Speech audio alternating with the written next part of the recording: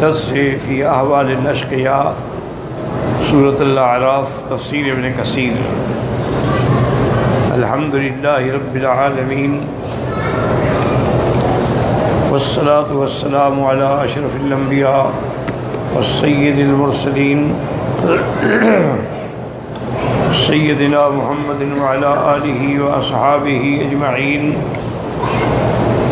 اللہم صلی علی سیدنا محمد وعلی آل سیدنا محمد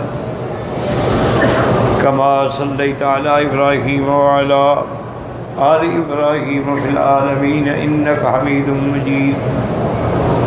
اعوذ باللہ من الشیطان الرجیم، بسم اللہ الرحمن الرحیم۔ واتل علیہم نبأ الذی آتیناہ آیاتنا فانسلخ منہا فأتبعہ الشیطان فکان من الغاوین۔ ولو شئنا لرفعناه بها ولكنه أخلد إلى الأرض واتبع هواه فمثله كمثل الكلب إن تحمل عليه يلهث أو تتركه يلهث ذلك مثل القوم الذين كذبوا بآياتنا فاقصص القصص لعلهم يتفكرون۔ ساء مثل القوم الذين كذبوا بآياتنا وأنفسهم كانوا يظلمون۔ قال المؤلف والمفسر رحمه الله تعالى أدام النفع بعلومه وعلومكم في الدارين آمين إلى أن قال وقال شعبة عن يعلى ابن عطاء عن نافع ابن عاصم عن عبد الله بن عمرو في قوله واتل عليهم نبأ الذي آتيناه آياتنا الآية قال هو صاحبكم أمية بن أبي الصلت وقد روى من غير وجه أنه وهو صحيح إليه وكأنه إنما أراد أن أمية بن أبي الصلت يشبهه فإنه كان قد اتصل إليه علم كثير من علم الشرائع المتقدمة ولكنه لم ينتفع بعلمه۔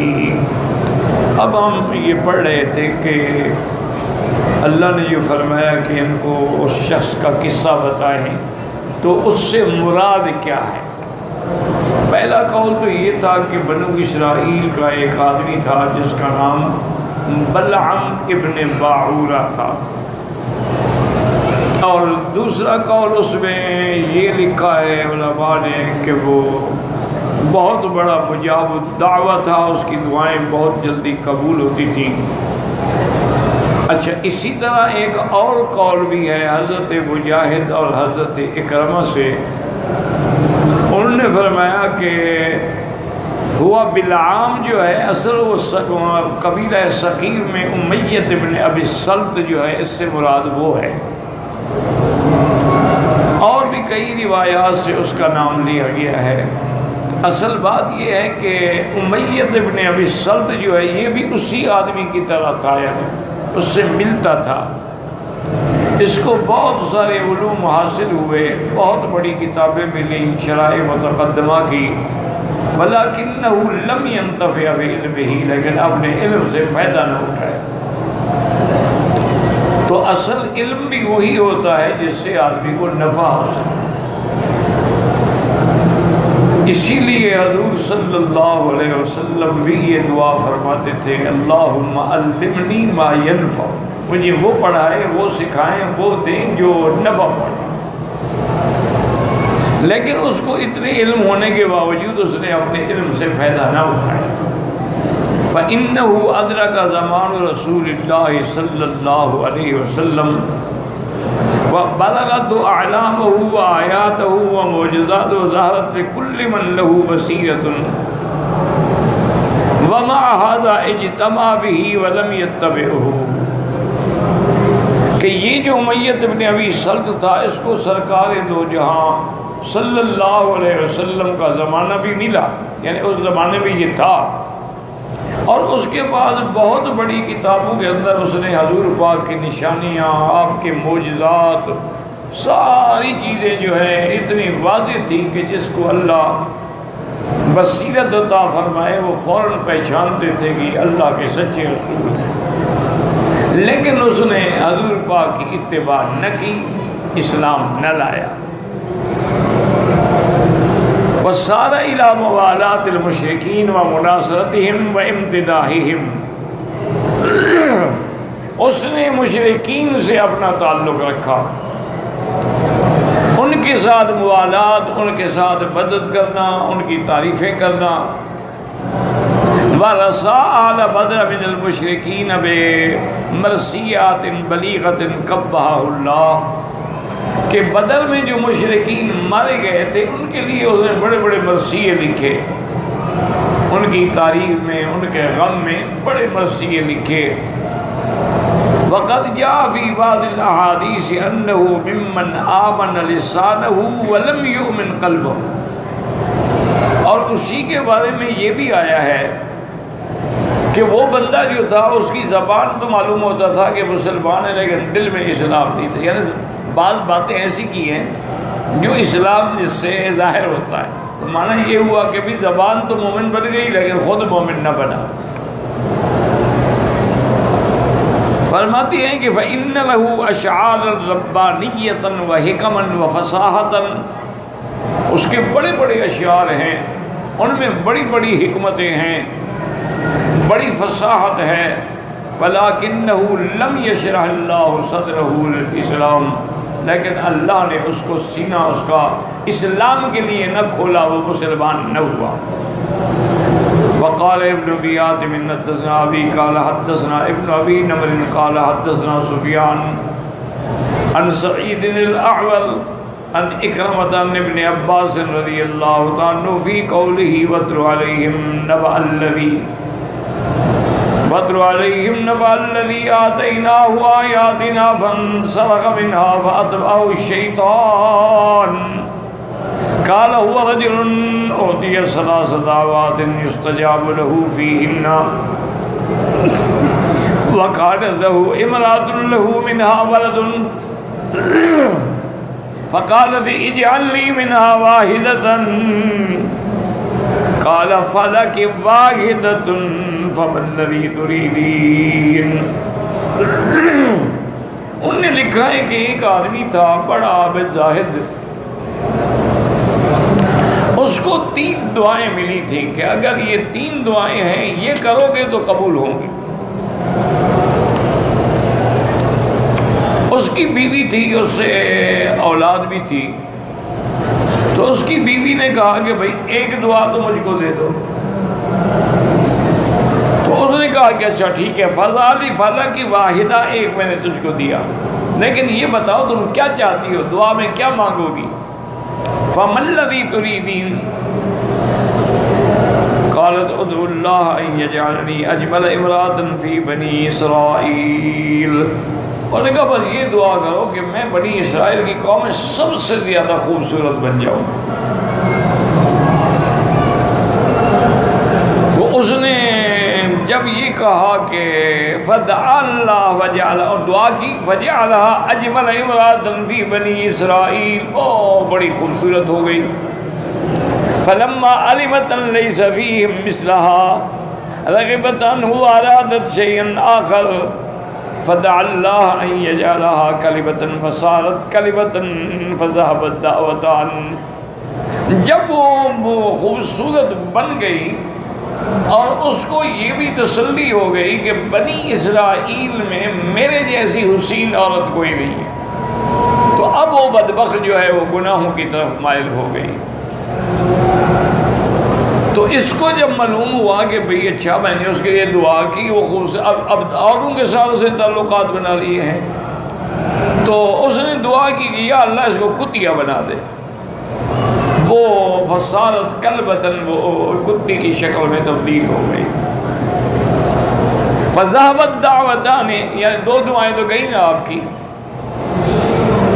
فجاء بنوها وقالوا ليس بنا على هذا قرار قد صارت امنا كلبة يعير الناس بها. اب اس کے لڑکے آئے، انہوں نے آ کے اپنے ماں کو پکڑا. اس نے کہا یہ تم نے کیا کر دیا کہ ہماری ماں کو کتی بنا دیا؟ اب سارے لوگ کہتے ہیں کتیا کے بیٹے ہیں، کتیا کے بیٹے ہیں، تو ہمیں تانے دیتے ہیں، یہ تم نے کیا کیا ہے؟ تو اس نے جناب یہ کیا کہ پھر دعا کی ان يردها الى الحال التي كانت عليها فدعا الله فعادت كما كانت وذهبت الدعوات الثلاثه. اب اس نے پھر دعا کی کہ یا اللہ اس کو اسی طرح انسان بنا دے. دعا کی، وہ انسان بن گئی تو تینوں دعائیں جو تھیں وہ ایک عورت میں غائب ہو گئی. وہ تین دعائیں جو اس کو دی گئی تھی، تو یہ عورت اتنا بڑا فتنہ ہے کہ وہ تینوں دعائیں اسی کے اندر ختم ہو گئی.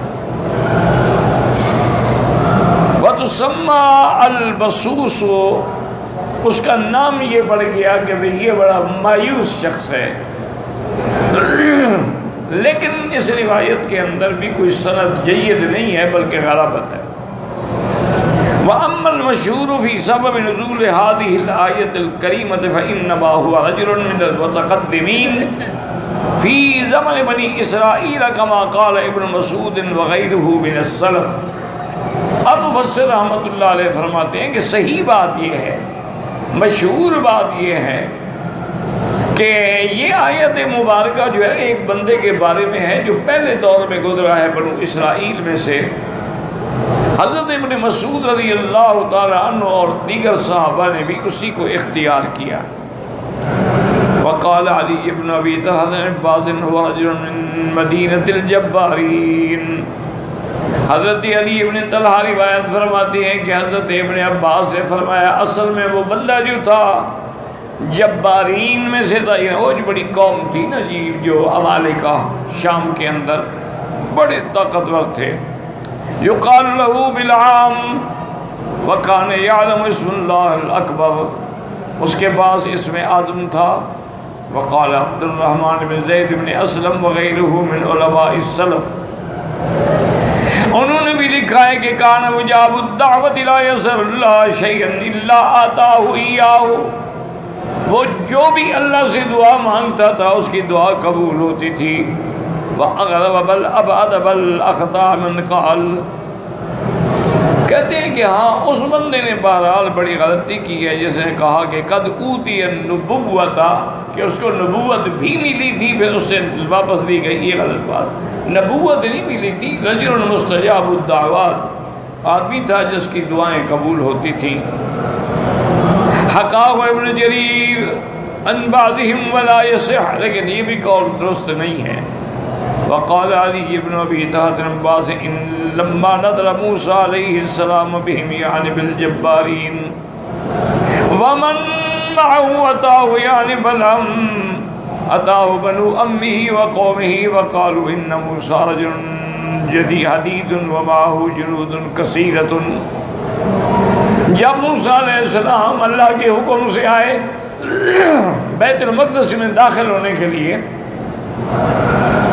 تو اس کی قوم جو تھی اور چچے کی اولاد سب کٹھے ہو کے آئے اسی بلعم ابن باورا کے پاس کہ موسیٰ علیہ السلام بڑے سخت آدمی ہیں اور بہت بڑا آپ کے ساتھ لشکر ہے. وَإِنَّهُ إِن يَظْهَرَ عَلَيْنَا، اگر ہم پر غالب آ گیا يُهْلِكُنَا، ہمیں ہلاک کر دے گا. فَادْعُوا اللَّهَ أَن يَرُدَّ عَنَّا مُوسَىٰ وَمَن مَّعَهُ، انہوں نے کہا کہ دعا کرو کہ اللہ موسیٰ علیہ السلام کو بھی اس کے لشکر کو بھی ہم سے دور پھیر دے. قال انی ان دعوت اللہ ان يرد موسیٰ ومن معه ذهب دنیایا وآخرتی. اس نے کہا اللہ کے بندو کیا کہہ رہے ہیں، اگر میں نے یہ دعا کی نا موسیٰ علیہ السلام کے خلاف تو میری دنیا آخرت برباد ہو جائے گی کہ میں نبی کے خلاف دعا کروں. فلم يزالوا به يتعدى عليهم فَصَلَغَهُ اللَّهُ مَا كَانَ عَلَيْهِ، وہ مجبور ہو گیا، اس نے موسیٰ علیہ السلام کے خلاف دعا کی، تو نتیجہ یہ نکلا کہ جو اس کی عبادت اور اس کی دعائیں قبول ہوتی تھی اور سب کچھ اس سے چل گیا۔ فَانْسَلَخَ مِنْهَا فَأَتْبَعَهُ الشَّيْطَانُ وَقَالَ السُّدَيْ لَمَّا انْقَضَتِ الْأَرْبَعُونَ سَنَةً الَّتِي قَالَ اللَّهُ فَإِنَّهَا مُحَرَّمَةٌ عَلَيْهِمْ 40 سَنَةً بَعَثَ يُوشَعَ ابْنَ نُونَ نَبِيًّا فدعا بني إسرائيل فأخبرهم أنه نبي وأن الله أمره أن يقاتل الجبارين فبايعوه وصدقوه۔ اللہ نے حکم دیا تھا کہ اس قوم نے جہاد سے انکار کیا ہے، منہ پھیرا ہے، میں ان کو ایسی سزا دوں گا کہ 40 سال تک اسی جنگل میں بھٹکتے رہیں گے۔ جب 40 سال پورے ہو گئے تو پھر حضرت یوشع کا زمانہ آیا، اللہ نے ان کو بھی نبوت دی۔ انہوں نے بنو اسرائیل کو پکارا اور بتلایا کہ اللہ نے مجھے نبوت دی ہے، وَأَنَّ اللَّهَ أَمَرَهُ أَن يُقَاتِلَ، اور اللہ نے مجھے یہ بھی حکم دیا ہے کہ جبارین سے میں جہاد کروں۔ فَبَايَعُوهُ وَصَدَّقُوهُ، انہوں نے بیعت کی، حضرت کی، آپ کی نبوت کی تصدیق کی۔ وَانْطَلَقَ مِن بَنِي إِسْرَائِيلَ يُقَالُ لَهُ بَلْعَامُ فَكَانَ عَالِمًا يَعْلَمُ الْاسْمَ الْأَعْظَمَ الْمَكْتُومَ فَكَفَرْنَاهُ اللَّهُ وَأَتَى الْجَبَّارِينَ۔ ایک آدمی تھا بنو اسرائیل میں سے جس کا نام بلعام تھا، وہ عالم بھی تھا، اس کو اسم اعظم بھی اللہ نے دیا تھا جو اللہ کا ایک راز ہے، لیکن وہ کافر ہو گیا۔ وَأَتَى الْجَبَّارِينَ وَقَالَ لَهُمْ لَا تَرْهَبُوا بَنِي إِسْرَائِيلَ فَإِنِّي إِذَا خَرَجْتُمْ تُقَاتِلُونَهُمْ أَدْعُو عَلَيْهِمْ دَعْوَةً فَيُهْلِكُونَ وَكَانَ عِندَهُمْ فِيمَا شَاءَ مِنَ الدُّنْيَا غَيْرَ أَنَّهُ كَانَ لَا يَسْتَطِيعُ أَن يَأْتِيَ النِّسَاءَ لِأَزْوَاجِهِنَّ فَكَانَ يَنكِحُ أَتَانًا لَهُ وَهُوَ الَّذِي قَالَ فَانْسَلَخَ مِنْهَا۔ اب اس نے آیا وہ جبارین کے پاس، قوم ہمارا کا مت ڈرو موسیٰ علیہ السلام سے نہ اس کے لشکر سے، میں ان کے خلاف دعا کروں گا، وہ تمہارا کچھ بھی نہیں بگاڑ سکتے۔ اس کے بعد کہتے ہیں کہ بڑی دنیا بھی اس کے پاس تھی،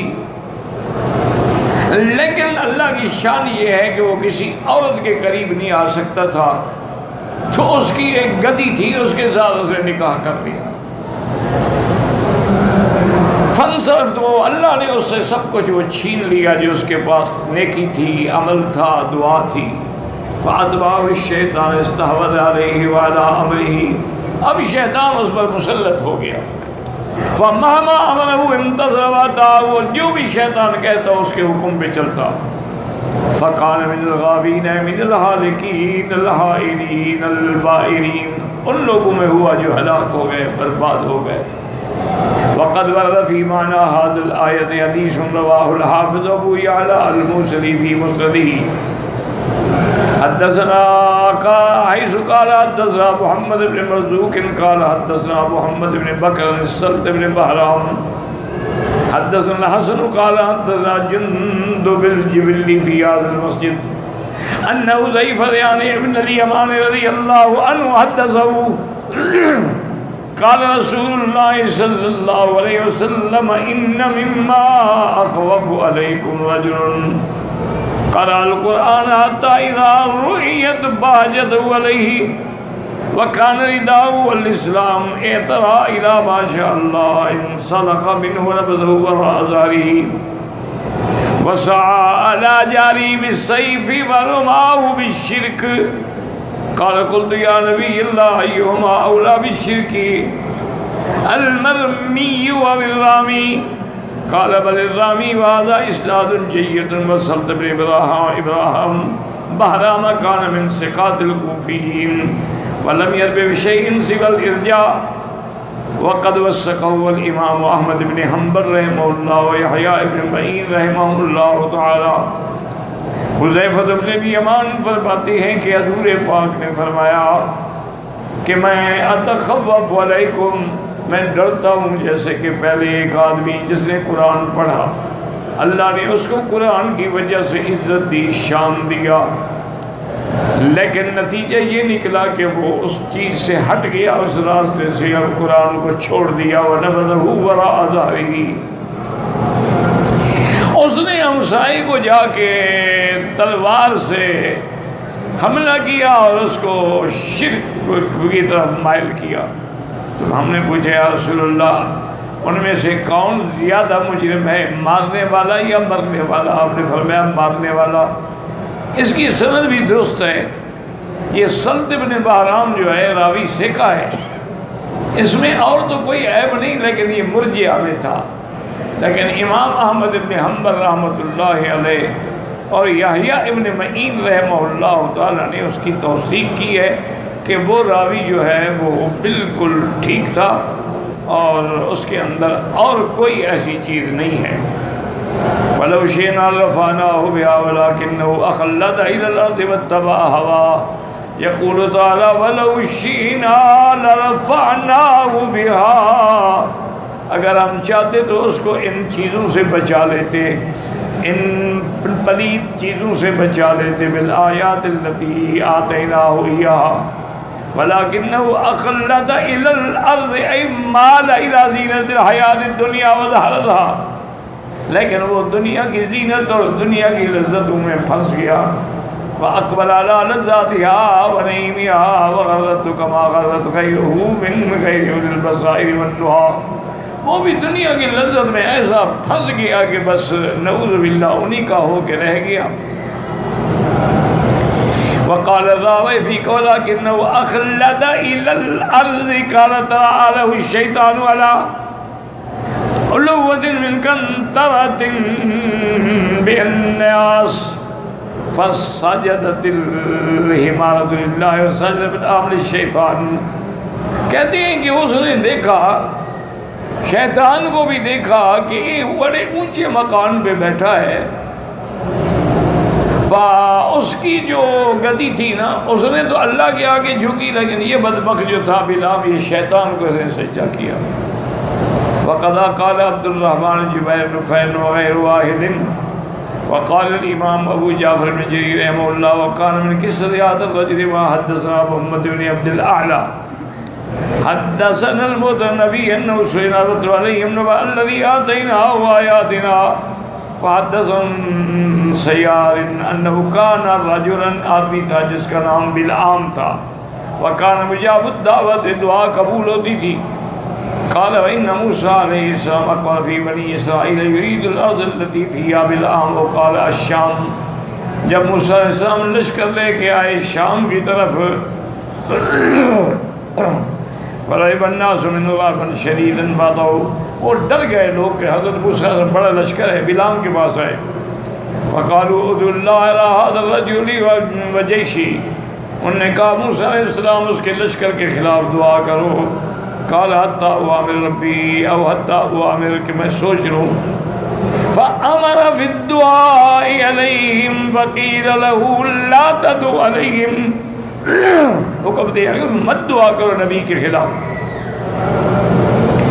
فإنهم عبادي وفيهم نبيهم، وہ میرے بندے ہیں ان میں میرا پیغمبر بھی ہے۔ فقال لقومه إني قد أمرت ربي في الدعاء، إني قد أمرت ربي في الدعاء عليهم وإني قد نهيت فأدعو له هدية فقبلها، انہوں نے کہا میں نے اللہ سے مشورہ کیا، استخارہ کیا، مجھے یہی حکم ملا کہ موسیٰ علیہ السلام کے خلاف دعا نہ کرو۔ اب انہوں نے آگے اس کو بڑا ہدیہ پیش کیا، ادعو علیہم قال حتى اوامر، فامر ولم يامر بشيء وقال امرت ولم يامرني بشيء وقال لو كره ربك ان تدعو عليهم لنهاك كما نهاك المرة الأولى۔ اب دوبارہ جب استخارہ کیا تو پہلے میں تو منع کیا گیا تھا، اس میں کوئی منع نہیں کیا گیا۔ فاخذ يدعو عليهم فإذا دعا عليهم جرى على لسانه الدعاء على قومه، اب جب موسیٰ علیہ السلام ان کے لشکر کے لیے بد دعا کرتا، زبان سے اپنی قوم کا نام نکلتا، وہ کہنے لگا اچھی دعا کر رہے ہو بھائی، ہم نے کہا تھا ان کے خلاف دعا کر دو، ہمارے خلاف دعا کر رہے ہو۔ انہوں نے کہا میں کیا کروں، میری زبان پہ یہ جاری ہو جاتا ہے۔ وَإِذَا أَرَادَ أَن يَدْعُوَ يَفْتَحُ لِقَوْمِهِ دَعًا يَفْتَحُ لِمُوسَىٰ وَجَيْشِهِ وَنَحْوُ مِن ذَلِكَ إِن شَاءَ اللَّهُ قال وقالوا ما نراك ندعو إلا علينا قال ما يجيز على لساني إلا هكذا ولو دعوت ولي أحد مستجيب لي ولكن سأدلكم على أمر أن يكون فيه هلاكهم إن الله يبغض الزنا وإنه إن وقعوا في الزنا هلكوا. کہنے لگا میں چاہے جتنی بھی دعا کروں نا موسیٰ علیہ السلام کے خلاف میری دعا قبول نہیں ہوتی.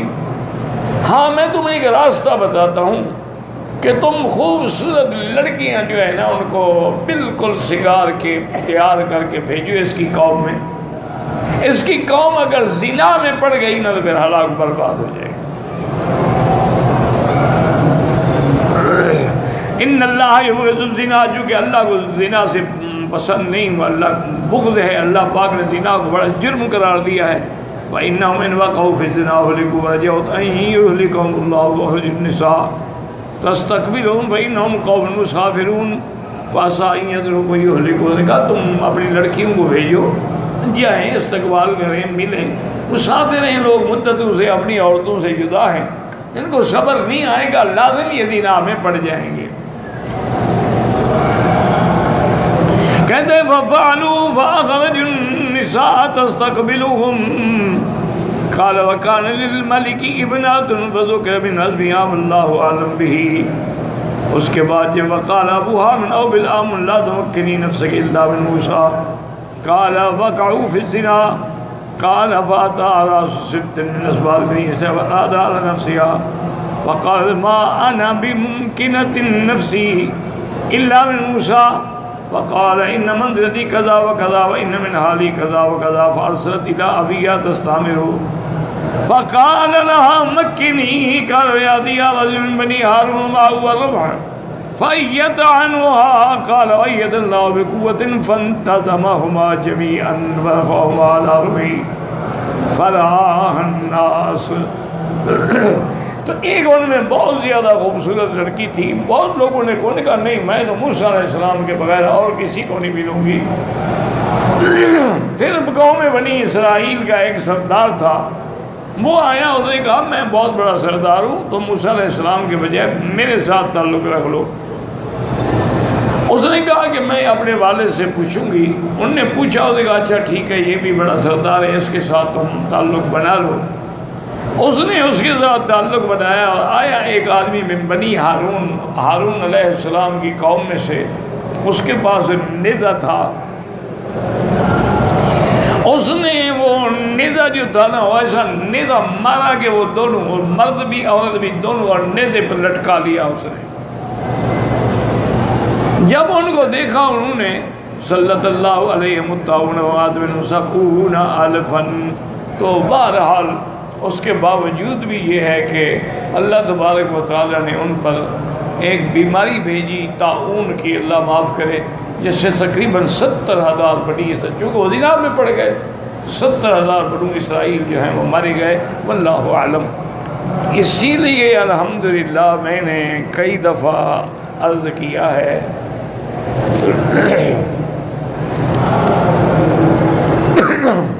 کہ اللہ تبارک و تعالیٰ نے قرآن پاک میں جن چیزوں کو مبہم رکھا ہے، یعنی بیان نہیں کیا، تو علماء کا یہ متفق مسئلہ ہے کہ ابہموہ کما ابہمہ اللہ. تم بھی اس چیز کو مبہم رکھو جیسے اللہ نے مبہم رکھا.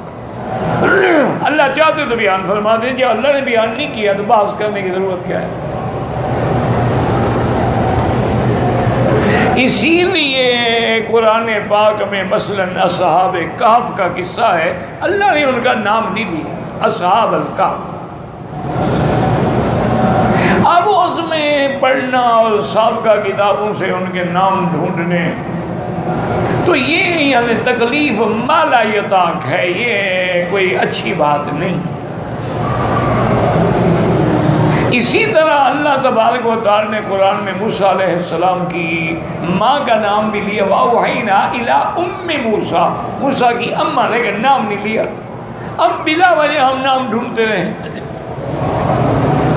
تو یہ کوئی اچھی بات نہیں ہوتی، بلکہ اسلاف کے طریقوں کے خلاف ہے۔ اللہ نے کہہ دیا کہ موسیٰ علیہ السلام کی اماں بس ختم ہو گئی۔ اسی طرح موسیٰ علیہ السلام کی بہن کے بارے میں قرآن کہتے ہیں قالت لأختہ قصیہ، موسیٰ علیہ السلام کی ماں نے اپنی بیٹی سے کہا کہ جاؤ بھائی کا پتہ تو کرو کہ وہ صندوق کہاں پہنچی۔ لأختہ، موسیٰ کی بہن، اب نام کیا ہے اللہ عالم، جب اللہ نے نام نہیں لیا۔ اسی طرح اللہ نے قرآن میں فرمایا ضرب اللہ مثل الذین کفروا امرأۃ نوح وامرأۃ لوط، اللہ نے مثل بیان کی کہ نوح علیہ السلام کی بیوی بھی کافرہ تھی اور لوط علیہ السلام کی بیوی بھی کافرہ تھی، نام نہیں لیا۔ اسی طرح آپ دیکھیں کہ یوسف علیہ السلام کا قصہ مبارک کتنا قرآن میں اللہ نے کھول کے بیان کیا ہے، یعنی بڑی وضاحت سے، بڑی تفصیل سے، اور یہ واحد قصہ مبارک ہے جس کو اللہ نے ایک ہی صورت میں مکمل بیان کیا، ورنہ باقی موسیٰ علیہ السلام کا قصہ کئی صورتوں میں، ابراہیم علیہ السلام کا قصہ ہے کئی صورتوں میں۔ یہ شان صرف یوسف علیہ السلام کے قصے کی ہے کہ احسن القصص ہے اور سارا اول سے آخر تک ایک صورت میں ہے، لیکن وہاں بھی جاء اخوت یوسف، یوسف کے بھائی نام نہیں ہے۔ اسی طرح یوسف علیہ السلام کو خرید لیا گیا، عزیز مصر نے خریدا، وہ گھر لے آیا، اس کی بیوی جو تھی حضرت کے جمال کو دیکھ کے ایک فتنے میں مبتلا ہو گئی، تو قرآن کہتا ہے کہ امرأۃ العزیز، عزیز کی بیوی، نام نہیں۔ اسی طرح فشہد شاہد من اہلہا، یوسف علیہ السلام کی گواہی کے لیے جو بچہ بولا، یا بات کہتے ہیں بزرگ تھا ان کے خاندان، نام نہیں ہے۔ تو ساری بات کو اچھی طرح سمجھو۔ اب اللہ نے قرآن میں صرف عورتوں میں تو صرف بی بی مریم کا نام لیا اور کسی کا نہیں لیا، اور وہ بھی اس لیے لیا ہے کہ عیسیٰ علیہ السلام کا باپ نہیں ہے، ان کی نسبت ماں کی طرف ہے، عیسیٰ ابن مریم۔ تو ایک بات ہمیشہ یاد رکھ لو کہ جو چیز اللہ قرآن میں مبہم رکھے نا، یعنی اس کو بیان نہ کرے، تم بھی اس کو نہ چھیڑو۔ اگر اللہ چاہتے تو بیان کر دیتے۔ اللہ نے فرما دیا آدم و حوا سے کہ جنت میں رہیں، کھائیں پیئیں، لیکن وَلَا تَقْرَبَا هَٰذِهِ الشَّجَرَةَ، اس درخت کے قریب نہ جانا۔ اب اللہ نے نام نہیں لیا بھی کون سا درخت، تو اس کی وجوہات یہ ہیں کہ جب تم ان کی دیکھیں نا، اگر صحابہ چاہتے تو حضور سے پوچھ سکتے تھے نا کہ یا رسول اللہ صاحب کہف کے کیا نام ہے، تو صحابہ جانتے تھے کہ جب اللہ نے نہیں بتلایا حضور کیوں بتلائے، ورنہ صحابہ بھی تو یہ سوال کر سکتے تھے۔ لیکن ہمارے ہاں تو جی اللہ رحمت کرے، اب ہمارے اپنے لوگ بھی ایسے گزرے ہیں جن نے اصحاب کہف کے نام لکھے ہیں کہ یہ نام تھا، یہ نام تھا، یہ نام تھا، اور بعض لوگوں نے تو ان کے ناموں کو تعویذ بنایا ہوا ہے کہ جس آدمی کو جن ہو وہ کاغذ پہ نام لکھ کے اس کو دکھلاؤ تو جن حاضر ہو جاتا ہے۔ اللہ عالم، میں تو جانتا ہوں چونکہ مجھے تو ان چیزوں سے دلچسپی نہیں ہے، تو اس لیے میں جانتا ہی نہیں۔ ایک آدمی مجھے ملا تھا، بڑی پرانی بات ہے، اس نے کہا وکیل صاحب میں آپ سے بڑی محبت کرتا ہوں، میرے پاس ایک عمل ہے تسخیر کا، جس کے لیے بھی آپ لکھیں گے نا فوراً آپ کے دروازے پہ آئے گا، آپ جس کو چاہے مسخر کر لیں، جس کو چاہے تابع کر لیں۔ اور تسخیر کے لیے تو لوگ جناب زندگیاں خراب کر دیتے ہیں نا کہ طویل لکھو بادشاہ تابع ہو گیا، کوئی بڑا آدمی تابع ہو گیا۔ میں نے کہا یار بات یہ ہے کہ میں طالب العلم آدمی ہوں، مجھے ان چیزوں سے دلچسپی نہیں ہے، تمہاری بڑی مہربانی، لیکن اگر تم مجھے یہ چیز دو گے بھی نا تو میں نہیں کروں گا، تم کیوں ضائع کرتے ہو مجھے دے کر؟ انہوں نے کہا جی میں مکی صاحب دنیا میرے پیچھے بھاگتی ہے، منتیں کرتی ہے، اور میں آپ کو دینا چاہتا ہوں تو آپ نہیں لیتے۔ کہنے لگا جی میں نے کہا چلو تسخیر کا عمل لے لوں تو کیا ہوگا؟ اس نے کہا جی آپ جس کو لکھیں گے وہ آ جائے گا۔ میں نے کہا یار تمہارے پاس تو بندوں کو مسخر کرنے کا تویز ہے نا، میرے پاس تو ایک ایسا تویز ہے کہ جانور اور پرندے بھی وقت آ جاتے ہیں، تو میرے پاس تم سے زیادہ بڑا تویز ہے۔ کہا جی وہ کون سا؟ میں نے روٹی کا ٹکڑا پایا تو کوا آ گیا۔ میں نے کہا دیکھو آ گیا کہ نہیں آ گیا؟ وہ کہہ رہے یہ کوئی تویز ہے؟ میں نے کہا بھائی تویز اور کیا ہوتا ہے؟ گھاس دکھاؤ گے جانور آ جائے گا، روٹی دکھاؤ گے تو وہ کتا کوا آ جائے گا، پیسہ دکھاؤ گے تو عورت آ جائے گی، تصویر کی کیا ضرورت ہے؟ میں نہیں سیکھتا۔ تو بہرحال اللہ عالم اس کے بعد تھا بھی یا نہیں تھا، لیکن چونکہ میری ذہن بچپن سے نہیں تھا، یہ نہیں کہ ابتدا سے نہیں تھا۔ اچھا میرے والد صاحب کا بھی نہیں تھا۔ علامہ انور شاہ کاشمیری رحمۃ اللہ علیہ نے انہیں خود فرمایا تھا کہ مولوی خیر محمد تم نے میری خدمت کی ہے، میں نے تمہیں دعا کرتا ہوں اور میرا دل کرتا ہے کہ میں تمہیں کوئی وظیفہ دوں، کوئی اوراد دوں، کوئی تعویذ دوں، لیکن میں جانتا ہوں تم نہیں کرو گے، تم مدرس آدمی ہو، تمہیں بس قرآن حدیث پڑھانے کا جنون ہے، تم طویل شوی چلے چلے نہیں کاٹو گے۔ میں حضرت باقی بات ٹھیک ہے، اگر آپ مجھے دیں گے بھی نا تو میں نہیں کروں۔ انہوں نے کہا تمہارے لیے وظیفہ میں تمہیں بتاتا ہوں کہ قرآن پاک کی ایک آیت کا ترجمہ اور بخاری شریف کی ایک حدیث کا ترجمہ جو ہے ہر صبح کی نماز کے بعد کر دیا کرو، اکیلے ہو، مجمع ہے، لوگ ہیں، نہیں ہے، جنگل ہے، شہر ہے، ٹرین ہے، گاڑی ہے، سفر میں ہو، کہیں ہو، یہ وظیفہ نہیں چھوڑنا۔ ایک قرآن کی آیت کا ترجمہ کر دیا کرو اور ایک حدیث بخاری شریف کی پڑھ کے ترجمہ کر دیا کرو، بس۔ والد صاحب فرماتے ہیں کہ میں نے بھی اسی دن سے الحمدللہ شروع کر دیا اور چند مہینوں کے اندر انقلاب آ گیا کہ کہاں گئی غربت اور کہاں گئی وہ تنگی اور معیشت، تو اللہ نے رزق کے دروازے آسمانوں سے کھول دیے۔ تو یہ طبیعت ہوتی ہے، بعض لوگوں کو شوق ہوتا ہے، لیکن الحمدللہ ہمیں اللہ کا شکر ہے ہم یہی سب۔ تو اس لیے ایک میری بات نصیحت یاد رکھو، ان چیزوں میں پڑھو گے نا تو الجھ جاؤ۔ اب حروف مقطعات ہیں، الف لام میم،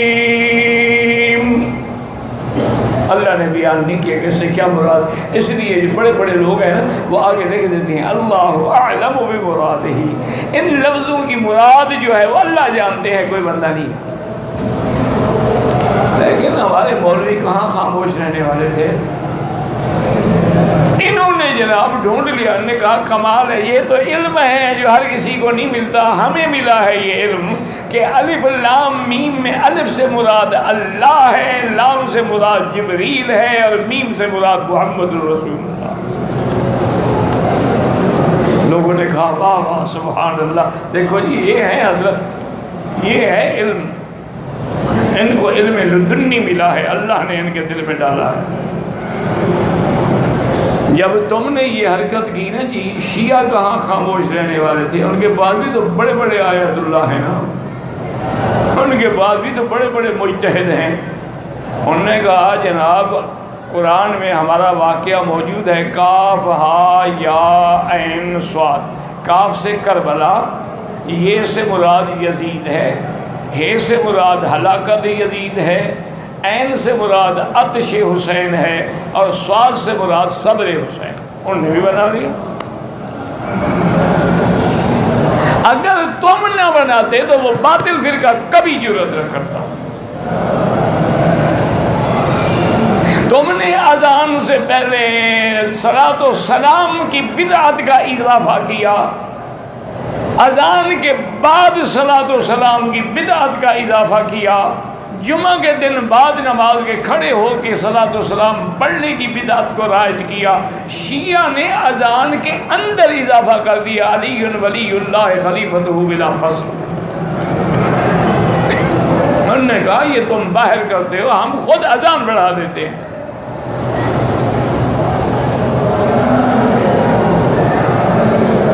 اسی لیے حضرت شاہ جی رحمۃ اللہ علیہ، حضرت اللہ شاہ بخاری اللہ ان کی قبر پہ کروڑوں رحمتیں فرمائیں، تو وہ ختم نبوت کے مسئلے میں وہ سب کے ساتھ بنا کے رکھتے تھے.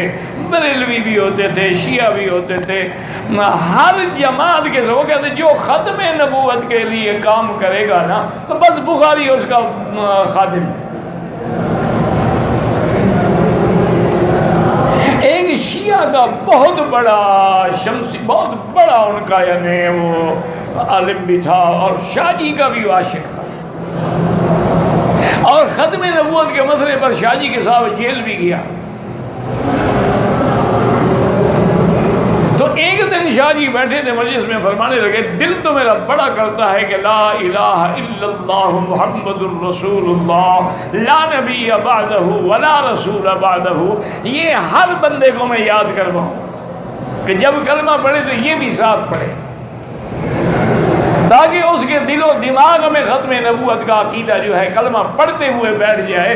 لیکن میں ڈرتا ہوں کہ اور تو اور ہمارے اپنے علماء کا بھی مجھ پہ کفر کا فتویٰ نہ لگا دیں کہ تم نے کلمہ بڑھا دیا ہے، جب یہ الفاظ کلمہ پاک میں نہیں ہیں تو تم نے کیسے بڑھا دیے. جیسے آج کل دیکھیں حرم میں کیا ہو رہا ہے، انہوں نے بھی ماشاءاللہ قرآن میں اضافہ کیا، ربنا آتنا فی الدنیا حسنۃ وفی الآخرۃ وقنا عذاب النار یا عزیز یا غفار. یہ کہاں سے آ گیا ہے؟ ادخلنا الجنۃ مع الابرار، یہ قرآن کی آیت بنا رکھی ہے تم نے. چلو کبھی پڑھ لیا تو وہ تو دعا ہے، لیکن ہر دفعہ اس کو ساتھ ملاؤ، ادخلنا الجنۃ مع الابرار یا عزیز یا غفار. یہ تو قرآن پر اضافہ ہے، نعوذ باللہ. کبھی کہہ دیا دعا ہے، لیکن یہ تو نہیں نا کہ ہر طواف میں ہر چکر میں یہ کہو. کتابوں میں بھی لکھ دیا، لوگوں نے تو وہی پڑھنا ہے جو کتاب میں لکھا ہوا ہے، ان کو کیا پتا کیا لکھا ہوا ہے. تو ہمیشہ یاد رکھیں کہ جب تم ایسی بات کرو گے تو پھر باطل کو بھی موقع ملے گا. تو وہ جو بیٹھا تھا نا شمسی و شیعہ جو تھا، وہ کہنے لگا شاہ جی تمہارے یہ سنی جو ہے نا یہ کام نہیں کریں گے. وہ کہیں گے قرآن میں نہیں ہے، حدیث میں نہیں ہے، وہ دلائل میں نہیں. یہ کام ہم جیسے لوگوں کے ذمہ لگائیں. ہم نے پہلے اذان بڑھا دی، کلمہ بڑھا دیا، تو ایک ٹکڑا یہ بھی اڑا دیں گے، ہمارے لیے کیا مشکل ہے. یہ کام تمہارے لوگ نہیں کر سکتے. اس لیے ہمیشہ یاد رکھیں ایسی باتوں سے اپنے آپ کو بچائیں، ورنہ اس کا نقصان یہ ہوتا ہے کہ اگر تم الف لام میم کا یہ ترجمہ نہ کرتے تو شیعہ کو ضرورت نہ ہو.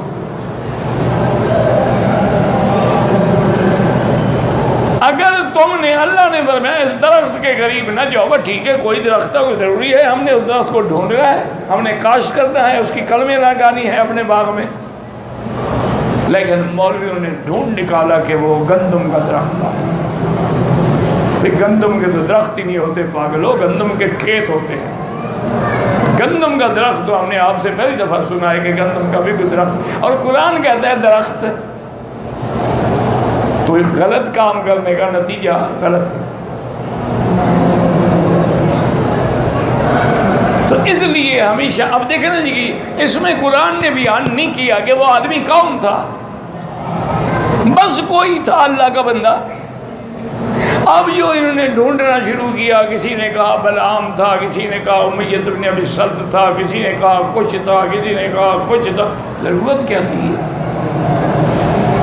مفسرین تو اس لیے لکھتے ہیں تاکہ طالب العلم کو پتہ لگ جائے کہ اس کے اندر ایسے ایسے اقوال ہیں، تاکہ پھر وہ صحیح بات پہ قائم رہے. لیکن جو بیچارے میرے جیسے کم علم ہوتے ہیں وہ کہتے ہیں نہیں ابن کثیر میں لکھا ہوا ہے.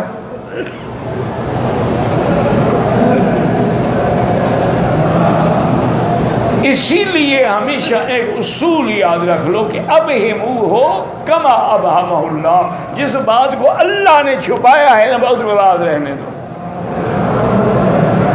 اگر ضرورت ہوتی، اللہ نے سارا قرآن اتار دیا، سارا یوسف علیہ السلام کا قصہ بتلا دیا، لیکن بھائیوں کا نام نہیں بدلایا۔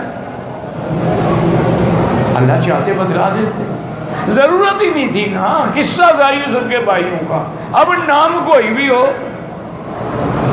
تو اس لیے ہمیشہ ان چیزوں کا احتیاط کرو گے تو بہت ساری غلطیوں سے بچ جاؤ۔